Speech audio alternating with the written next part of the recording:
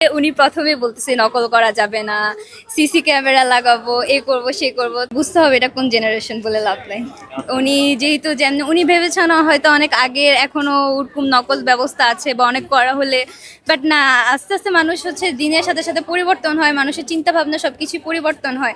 তো এই জেনারেশন মানুষ অবশ্যই এগুলো নিয়ে মজা নিবে, কারণ হচ্ছে উনি যদি প্রথমে বুঝিয়ে বলতেন আমাদেরকে যে তোমাদের প্রথম বোর্ড পরীক্ষা অবশ্যই ভালো করে দিও, নকলের ধান্দার হবে না, এইসব জিনিসের তোমরা চিন্তা করো না, ভালো করে কোষে। কিন্তু উনি না করে উনি প্রথমে বলতেছে নকল করা যাবে না, সিসি ক্যামেরা লাগাবো, এ করব সে করব। তো মোটামুটি সবার মধ্যে অনেক বিভ্রান্তির সৃষ্টি হয়েছে। শুধু তাই নয়, অভিভাবকদের মধ্যে অনেকের মধ্যে সেম জিনিসটা কাজ করেছে, কারণ তাদের ফিরে প্রত্যেকটা নিউজে নিউজে ছিল যে নকল হবে না, অনেক অনেক কঠিন করা হবে।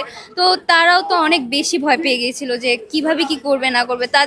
তারাও আমাদেরকে এক প্রকার অনেক চাপের মধ্যে রেখেছে, কারণ তারাও আমাদের অভিভাবক, কারণ তারাও হচ্ছে আমাদের ভালো কিছুর জন্যই। সবকিছু মিলে কেমন হলো পরীক্ষা বলেন? আলহামদুলিল্লাহ অনেকটাই ভালো হয়েছে। যতটুকু ভেবেছিলাম অনেক কঠিন বা অনেক বেশি করা হবে, আলহামদুলিল্লাহ অত কিছু হয়নি। আশা করি সামনেও হবে না। প্রশ্ন কেমন ছিল?